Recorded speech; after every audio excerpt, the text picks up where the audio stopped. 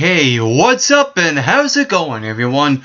Well, I'm so glad that you have took your time to spend with me right here today on the MRB Wrestling Review Show. I'm your co-host Mike McRock Wilson, and last night was WWE Monday Night Raw.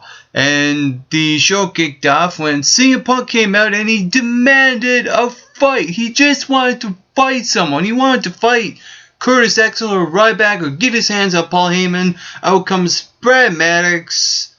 Words exchange. And then he got a fight. It was Big E Langston. And I really like the whole setup, how the show started with CM Punk and Brad Maddox and outcoming Big E Langston, and those two have a pretty good one-on-one confrontation. I thought that was really good. The only thing that I do have an issue with is that Big E Langston needs a mouthpiece, because right now he needs someone to speak for him. Who better than Paul Heyman?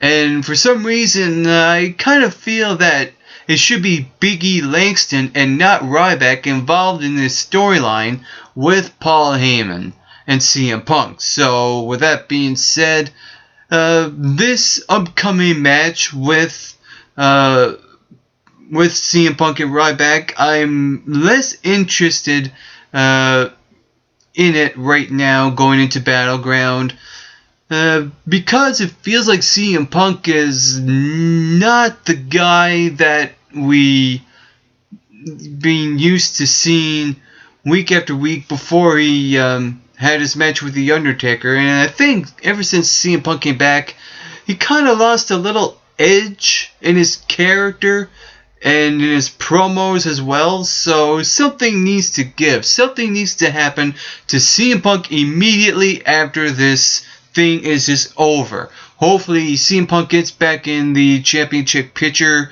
against either Randy Orton or Daniel Bryan. Imagine the possibilities between CM Punk and Daniel Bryan, putting that out there again. So that'll be interesting to see. So right now I'm on the fence of this Paul Heyman, CM Punk, Ryback thing. Even though, I'm starting to like Ryback a little bit more, and I'll get to that later on, I'm just not invested in this match as I thought I was going to be going into Battleground. Also last night, Kofi Kingston defeated Fandango. And what's interesting is that, we see all these, most of these superstars wear these pink t-shirts, for the Cure for the Cancer, Susan G. Coleman, I think her name is.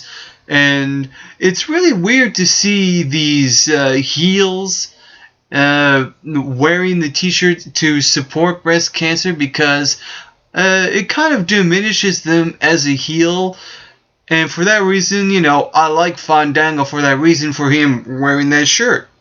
As well as guys like Alberto Del Rio and Randy Orton got the right idea, wearing the black t-shirt with the pink RKO stuff on his logo. So it's just one of those things where it just plays out the way it was sort of not meant to be, but what can you do? Also last night, the debut of a Los Matadors defeated 3MB on Monday Night Raw. And what was very interesting is that I did not expect a little midget bull to come out. I thought that was just weird, cool, and I didn't know what to make of it all in the same time. And throughout that match and before and after, we see this little guy, El Torito, I think his name is. I don't know if I got that right. Let me know if I got that right or not. And he just kept bouncing on the ropes up and down. Just stop doing that. Just don't overdo it. Do it on the occasions where you come out.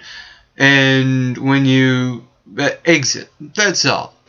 And with that being said, I, in an overall standpoint, I'll wait it out because because it's just new. And the weird thing is that this gimmick feels like something that it would come out in the 80s or 90s, so it would have worked then. And in this year, 2013, I don't know if it will in the long term. In the short term, it might, but I'm a little hesitant as well. And also, the focus, and this is the one thing I'm concerned about. The focus will be on the little midget guy with the bull suit instead of the tag team, which kind of would suck.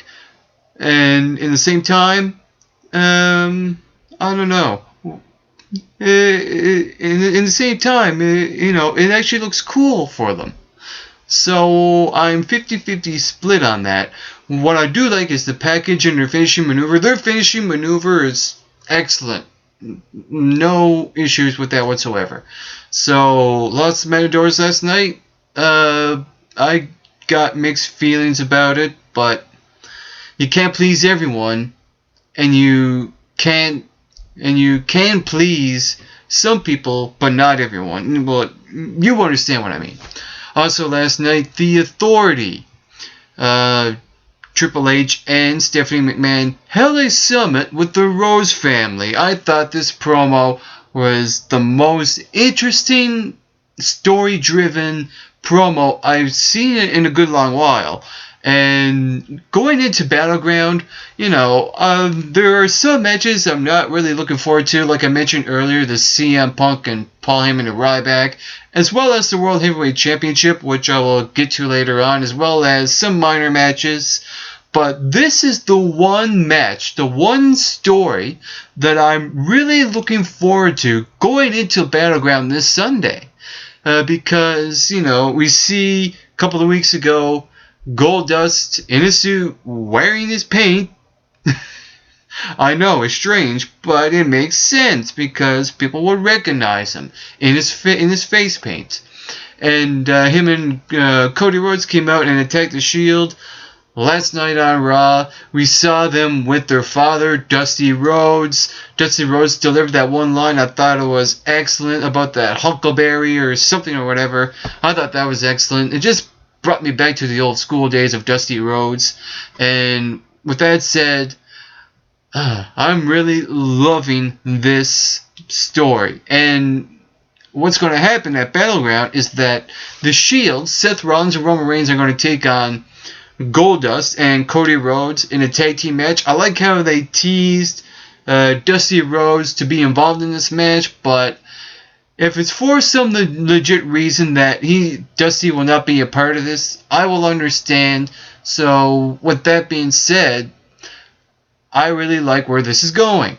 And the also interesting thing is that this is now for the tag team titles. This is about more than that. This is about getting Cody Rhodes his job back as well as Goldust. So the stakes are a little bit higher than just a tag team championship match. So I get the logic, the common sense, the understanding that the tag team titles are not on the line. It makes perfect sense. And one more thing I will add is that I can see Vince McMahon probably involve himself in the Rhodes family. I do have a prediction, which I will get to in my prediction video, that may happen. Who knows? It might be an interesting angle. Like I said, I won't say anything about it now, but I'll leave it for my prediction video. Also last night, R-Truth defeated the Intercontinental Champion, Curtis Axel. And we see, before R-Truth got the victory, we hear CM Punk's music, no word from him, playing mind games with Paul Heyman, planting that seed that I'm going to get over you, when really Ryback will probably get the win over CM Punk. And I like how the setup of CM Punk's trap was when he came out again and faked an injury and finally got his hands on Paul Heyman and Ryback with the Singapore Cane, and it's all building up to this, CM Punk getting his hands on Paul Heyman, nailing to go to sleep on him probably, and, it's all well and good. It's just that, like I said before, I'm not invested in the story as I thought I was going to be. But what can you do? And the funny thing about that R-Truth victory is that it's not about R-Truth getting a Intercontinental Championship match against Curtis Axel, because, he's been there, done that, got the t-shirt way too many times right now. That was mainly about CM Punk playing mind games with Paul Heyman. Also last night, Brie Bella defeated Alicia Fox on Monday Night Raw, and then out of nowhere, Brie Bella somehow got inserted into a Divas Championship match against AJ Lee this Sunday at Battleground. I have no idea how that happened. I guess the pinfall victory in that 10 Diva tag team match was probably her number one contendership thingy-majiggy or whatever. And it's just one of those things where it's just like, whoa, I didn't expect that. I don't know about it. Also, the World Heavyweight Champion Alberto Del Rio defeated Zack Ryder, and I'm surprised that Zack Ryder got that amount of airtime on Monday Night Raw, having a match with Alberto Del Rio in a non-title match. So, again, it's another one of those things where it's, what have you done for me lately? Zack Ryder's career is down in that hill, and I don't understand the logic of putting Zack Ryder in that full-fledged match with Alberto Del Rio when Alberto Del Rio is going in to face a superstar like Rob Van Dam, because Zack Ryder is no RVD. So, and it seems like week after week after week, Alberto Del Rio has been facing guys that have no, value, are not the guys that are not getting pushed, acting as the jobbers, so to speak, for Alberto, stuff like that. And it kind of sucks for Alberto Del Rio, because Alberto should be facing guys that he would benefit from and not have that mountain to, and not have that stepping stone to step on. And another thing I like to add about going into this World Heavyweight Championship match with Alberto and Rob Van Dam, it should be someone else instead of Rob Van Dam, because RVD is a guy that really don't need to be a World Heavyweight Champ, nor does he need to be competing in a World Heavyweight Championship match. He can help other guys out without being in a title match, so it should be someone like Dolph Ziggler to face Alberto Del Rio, whether he's the champ or not. And it sucks where Ziggler's career is. I've said that too many times on this show, and I hope the more I say it, the more the message actually gets across. Sorry about that. Also last night, Paul Heyman came out. He proposed to Ryback. I love that one line Jerry the King Lawler said, Ryback Mountain. That was just absolutely genius. And I actually just got a text from my buddy, Clint, my other co-host. And he mentioned about the fan sign. Ryback follows the walrus. Excellent. I love when fan signs actually mean something really funny, so it's really cool to see signs like that. And with that being said, I do like this new Ryback character being a parody of himself, teaming up with Paul Heyman, because that was the best thing that ever happened to Ryback, I think, in my opinion. And with that said, even though those positive things I said about Ryback are coming from me, like I said before, I'm not looking forward to this match because it's Ryback and CM Punk all over again with the roles reversed. So I hope it does end at Battleground this Sunday between these three guys. Also, the United States and WWE Tag Team Champions, The Shield, defeated Dolph Ziggler and the Usos. I thought that Dolph Ziggler was going to get another United States Championship match, which will be better than facing Damien Sandow in the pre-show match. And in the same time, having Dolph Ziggler face Damien Sandow as a pre-show match will probably get viewers to buy the pay-per-view Battleground. Because it's two, superstars that, we kind of like to see on Raw and SmackDown. So it kind of plays both ways, which is weird for some reason. Also last night, Santino Marella defeated Antonio Cesaro last night. And I love when Antonio Cesaro does that swing on his opponents Friday on Titus. A huge guy doing that for 20-30 rounds. Absolutely amazing. And Santino on Monday Night on Raw. And also, Antonio Cesaro is the guy that really is the focal point of we the people, the real Americans, and he's not American. So I thought something like that is a little interesting how they do that on Monday Night Raw. Antonio Cesaro is the guy that, like I said, sticks out. He's the guy that will probably break out of this tag team with Jack Swagger and Zeb Coulter, and he's not American, and they call them the real Americans. That's just one of those things that plays out that way. Also, Big Show was on Monday Night Raw last night. He was in the backstage interview with Renee Young, and his speech was alright. It was cool throughout the beginning, the way he was talking about, not have to put up with putting up with Triple H and Stephanie McMahon telling him to knock people out. And mentioning how he worshipped Dusty Rhodes and stuff like that. That stuff was all well and good, but when he got to the very end, when he was building up his rage, it really felt an overkill. It was overdone. It was overacting, and I thought it didn't feel natural for a giant to rage out that way. If it came out a lot more natural, it would have been more believable in that sense. And after that, we saw Big Show again waiting for Triple H in his office to knock him out. That's what he was going to do. He was going to knock Triple H out. And I like how, Triple H didn't even show up. He's playing on Big Show's emotions, which is smart on the part of Triple H. And then we see a bunch of cops come in, and they go to arrest the Big Show when Stephanie McMahon comes in, and tells the officers, don't arrest this guy, we got this under control.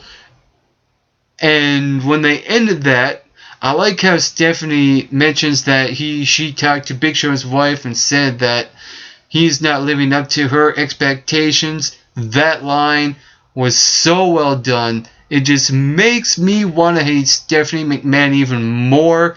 You just want to slap her face. It's just one of those things where Stephanie McMahon really went over on Monday Night Raw, and it works once again. Stephanie is the top heel right now in the WWE when it comes to authority figures, and I see a bright future for her as the owner of the WWE, because when she comes out, they announce her as the owner. So I like to see how this works out with her and Vince and Triple H. How this whole threesome dynamic plays out, we'll see. For some reason, I think that WrestleMania will be the focal point where something gives with this whole power issue. Who's running the show. So I like to see how all this plays out. I think, without a doubt, Vince McMahon will be back and will probably address some things about Triple H and Stephanie McMahon. We'll see what happens in just in a few days after Battleground. I will get to my prediction video as well. And before I go, the final segment was Daniel Bryan and Randy Orton confronting each other. And we talk about layers. We like to see layers putting in situations and matches and stories, etc. I like layers. But the layer they put in when they have Brie Bella in the mix, I think that's a little unnecessary. And I think they could do without it because it really don't help this storyline between two guys competing for the World Heavyweight Championship. I mean, the WWE Championship. So for that reason, I just don't like the layer they put on this match. I like layers putting on matches. This is just not one of them. For that reason. So maybe if that's the case, putting the if this is the reason they're putting in this layer, that means that Brie Bella will probably be involved in the ending of the WWE Championship match going into Battleground. Who knows yet? But we'll see what happens in 6 days at Battleground. And that was my review of WWE Monday Night Raw. For the MRB Wrestling Review Show, I am Mick Rock Wilson. To all you viewers watching, get plenty of rest and always do, well, you know the rest. Do your best.